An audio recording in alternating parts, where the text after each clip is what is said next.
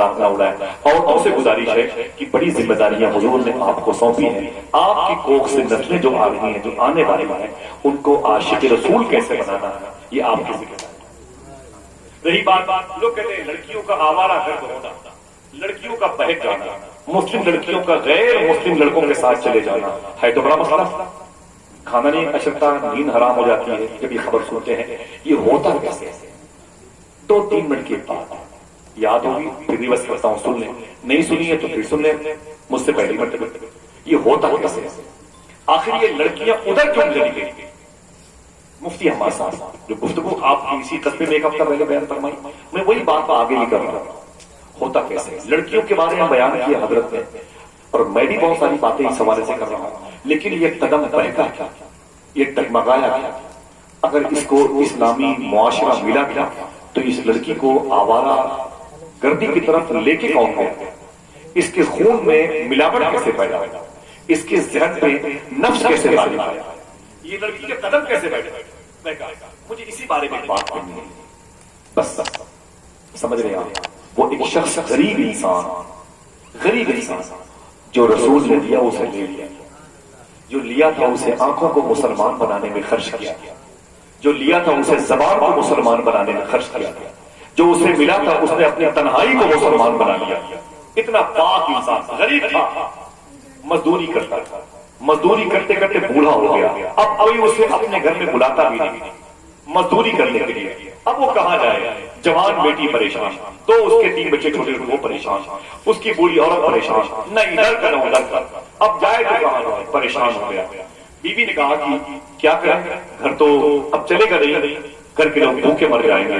तो बूढ़ा उठा, उसने कहा अरे बेगम, कल जाऊंगा शहर के उस चौराहे पर जहां मजदूर खड़े होते, जैसे कुंडा में ना आप कोई काम हो तो जाके मजदूर ले ले।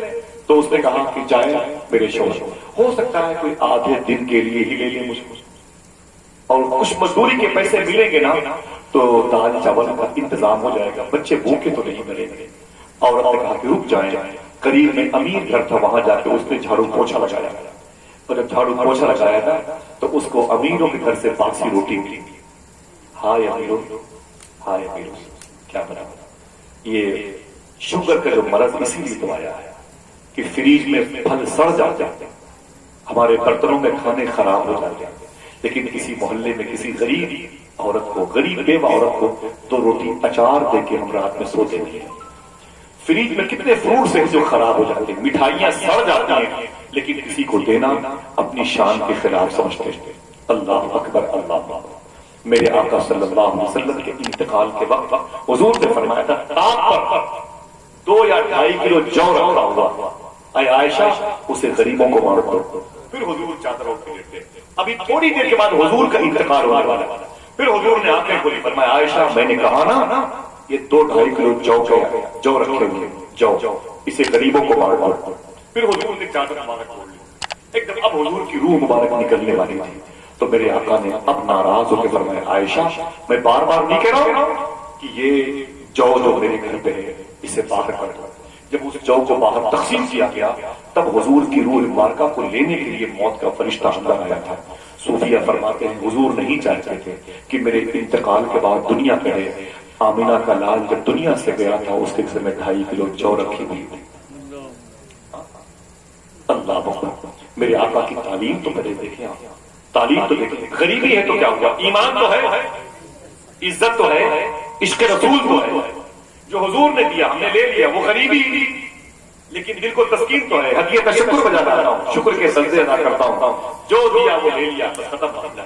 मैं जानता हूं कि इसका इनाम अल्लाह उसके रसूल की दाद से बड़ा मिलेगा इंशाअल्लाह। अब वो बूढ़ा इंसान, बीवी ने कहा मैं आती, 2 चपाती मिली, बासी रोटी सड़ी सड़ी, शौहर के रुमाल में बांध दिया अचार समेत। जा मेरे शौहर, थोड़ी सी रोटी निकाल ली छोटे बच्चों के लिए। शौहर उस जो है रोटी को लेकर चला गया। शहर के चौराहे पर खड़ा है, बड़े बड़े लोग आए और अच्छे सेहतमंद मजदूरों को लेकर के चलते रहे। इसे कोई पूछा तक नहीं, कोई पूछा तक नहीं, कोई पूछा तक नहीं, परेशान ये बेचारा खड़ा था। जब शाम हुई तो थैले में बोला भूख लगी थी, रोटी अचार जो भी था उसे खाया, रोता हुआ घर आ गया। बीवी ने कहा क्या हुआ? उसने कहा बेगम किसी ने मुझे अपना नौकर नहीं बनाया। रोटी मैंने खा लिया, का कोई बात नहीं, सुबह मैं फिर झाड़ू पोछा लगाऊंगी, फिर कुछ मिलेगा, फिर कल चले जाना। लड़की ये सब जवान लड़की देखती थी, मेरे घर में क्या हुआ। आपसे गुजारिश कर रहा हूं, अगर आप मोमिन हैं, दिल से वाकई मोमिन है, वाकई मोमिन है, वाकई, तो कभी कभी खुदा की कसम ऐसे ही कर दिया करें, उसी गुंडा चौराहे पर उस मजदूर को चुन लिया करो जो सबसे बूढ़ा हो, जिसके चेहरे पर झुर्रियां आ गई, जिसके सर दाढ़ी के बाल पक गए, उसे ये सोच करके अपने घर लेके आया कि ये काम नहीं कर पाएगा, लेकिन अगर मैंने इसकी खिदमत की, मैंने इस पर तरस खाया, तो अल्लाह की रहमत मुझ पर तरस खाया।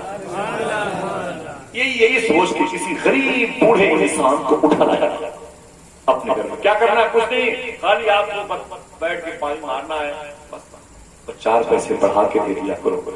अनस बिन मालिक ने हुजूर से कहा था, अपने नौकर के साथ मैं क्या सलूक करूं? हुजूर ने फरमाया, जो तुम चाहते हो खुदा तुम्हारे साथ सलूक करे, वही अपने नौकर के साथ सलूक किया। मुसलमानों, तुम्हारे पास कितनी क्वालिटी है इस्लाम में। वो लड़की देखती रही, 3-4 दिन बाप जाता रहा, किसी ने उसे मजदूर न बनाया, माँ के पांव भी थक गए, अब तो बच्चे भूखे मरने वाले थे, लड़की जवान अपने बिस्तर से तड़पती। अब क्या करूं? रात भर उसने एक फार्मूला बनाया, प्लान तैयार किया। सुबह को उठी, नहाया, लड़की ने एक पुराना कपड़ा रखा हुआ था, उसकी नजर में अच्छा था, उसे पहना, बालों को संवारा, निकाब ओढ़ा और अपने आप को बंद संवार करके उसने तैयार किया और अपनी माँ से कहा, अम्मी जान, एक मेरी सहेली के यहाँ शादी है, मुझे वहां जाना है। माँ ने कहा, कोई बात नहीं, चली जाए मेरी बेटी। लड़की कहती, मैं चली जाइए, शादी नहीं थी, झूठ, मैं चली आई। मैं भी वहां पर खड़ी हो गई जहां पर शहर के टपोरी, बदमाश, इज्जत लूटने वाले, ओबाश किस्म के लोग खड़े होते हैं, जहां बड़े बाप के बड़े बिगड़े हुए बेटे खड़े होते हैं, वहीं पर लड़के लड़कियां, जिस फरोशी का अड्डा बना हुआ था, वहीं पर सब खड़े थे। वो लड़की कहती है, मैं भी वहीं चली गई, मैं भी वहीं चली गई। सुबह से शाम तक वहीं खड़ी रही, सुबह से शाम तक वहीं खड़ी रही। जब शाम हुई तो लड़की वापस आ गई, रोते हुए आई, नकाब की पट्टी घर में फेंका और आराम से टूटी हुई चारपाई पर गिर पड़ी। जब गिरी तो बाप करीब आ गया, माँ भी करीब आ गई, मेरी बेटी क्या हुआ, क्या हुआ, क्या हुआ, क्या हुआ। तब उस लड़की ने अपने बाप को अपने सीने से लगाया, अपनी माँ को कहा, तो सहेली के यहाँ गई थी, थकी हुई आई है, देर में क्या बात है? जाहिर सी बात है, भूख की वजह से पाँव भी नहीं, जबान भी नहीं काम कर रही। लड़की ने उठ के बैठ के अपनी कहानी बताई, अरे मेरे बाप, आज तुम्हें पता है मैं कहाँ गई थी? नहीं मेरे बेटे, मुझे तो इतना पता है, सहेली की शादी में गई। कहा, नहीं, कोई सहेली की शादी, 3-4 दिन से तुम्हें भूखा पेट जाता हुआ देखती हूँ, माँ का हाथों को उठ के पेट पर पत्थर बांधते हुए देखती हूँ, छोटे छोटे भाइयों को तड़पते हुए देखती हूँ, आज रात तो मुझसे बर्दाश्त न हुआ, मैंने एक इरादा किया। बोले, वो क्या? बोले, मैंने अपने जिस्म को बेचने का इरादा किया, अपने जिस्म को, अपने हुस्न का सौदा करा। बोले, फिर? बाप पलट गया, उसने कहा, अब्बू जहां परेशान था। बोले, फिर क्या हुआ? बन सवार के निकली और शहर के टपोरी लोगों के करीब पहुंची, जहां लड़के लड़कियां आवारागर्दी करते थे, उरियानियत का नंगेपन का माहौल था, वहीं पर खड़ी हो गई। बोले, फिर क्या हुआ? लड़की कहती है, कई लड़के खड़े थे, नशे में आदि डूबे हुए लोग थे, लड़कियां जिनको प्यारी लगती थी वो खड़े हुए थे, मैं करीब जाके खड़ी हो गई, उन लोगों ने मुझे देखा तक नहीं, मैंने नकाब की पट्टी हटाई कि मेरी आंखों की झील जैसी इस गहराई में कोई लड़का डूब जाए, मुझसे ऑफर करे, पैसे की बात करूं, मेरा जिस्म खरीदे, मेरे माँ बाप मरने से बच जाए।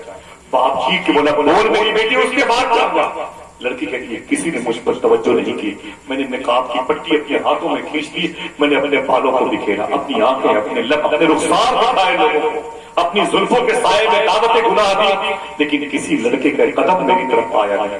अरे मेरे बाप, सुबह से दोपहर हो गई, दोपहर से शाम हो गई, उसी टपोरियों की महल दरमियान में और ओबाश किस्म के लोगों के करीब में खड़ी थी, लेकिन मेरे बाप, किसी ने मेरी तरफ पूरी निगाह से देखा नहीं। रोते हुए गई थी, ये सोच करके जिसमें बिक जाएगा तो पैसे आएंगे। अरे मेरे बाप, जिसमें न बिका, फिर रोते हुए वापस आ गई हूँ।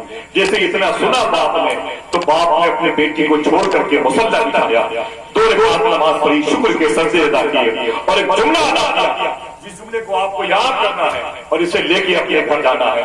बाप ने रो करके कहा, आए मेरी बेटी, तेरी तरफ कोई बुरी नजर से क्यों देखता? آج تک میں نے کسی کی بیٹی کو بری نظر سے دیکھا ہی نہیں ہے. آج تک میں نے کسی کی بیٹی کو بری نظر سے دیکھا ہی نہیں. اللہ اکبر اللہ. ہاتھوں کو لگائی نعرہ, پھر سے لگائے نعرہ. نعرے تکبیر, نعرے رسالت, تسلیم میلاد النبی, مسلک اعلی حضرت, سرکار سرہ حوضی, نعرے تکبیر, نعرے رسالت.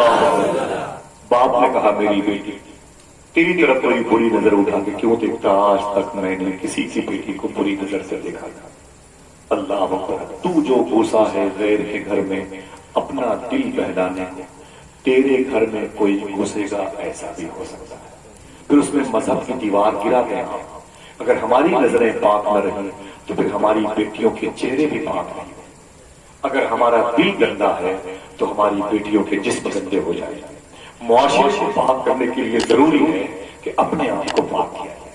ان لڑکیوں کے پیچھے بھاگنے سے بہتر ہے کہ اپنے گھر میں اپنے بچوں کو حلال کھلاؤ, اپنی خود نگاہوں کو پاک رکھو, انشاءاللہ انقلاب رکھو. رسول جو تمہیں دے بولے, جو رسول نے دیا وہ ایمان ہے, وہ عشق رسول ہے, وہ قانون مصطفیٰ ہے, وہ آئین مصطفیٰ ہے, ترتیب اصول مصطفیٰ ہے. اگر یہ چیز آپ کو شوٹ کرتی ہے, اسلام آپ کے دل میں ہے, آپ مومن ہیں, آپ کے ہاتھ پاؤں مسلمان ہیں, نماز یہ سوچ کے پڑھیں کہ میں خدا کو دیکھ رہا ہوں یا خدا مجھے دیکھ رہا ہے, تو پھر آپ ایمان سے آپ اسلام کی منزل پہ آئیں گے, پھر اسلام سے احسان کی منزل پہ آئیں گے. باتیں ختم. جو غلطی ہوئی اللہ اسے معاف فرما دے. آپ سب کو تاجدار مدینہ کانفرنس کا جو آپ نے اس سے پہلے پروگرام کیا اس کی مبارکبادیاں دینے کے لیے بتایا ہوں. بہت بہت مبارک.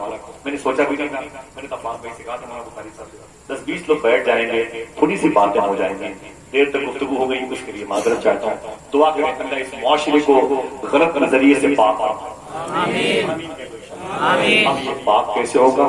بس سچ بولتے رہے, حلال کھاتے رہے. پہلا کام آواز دب گئی.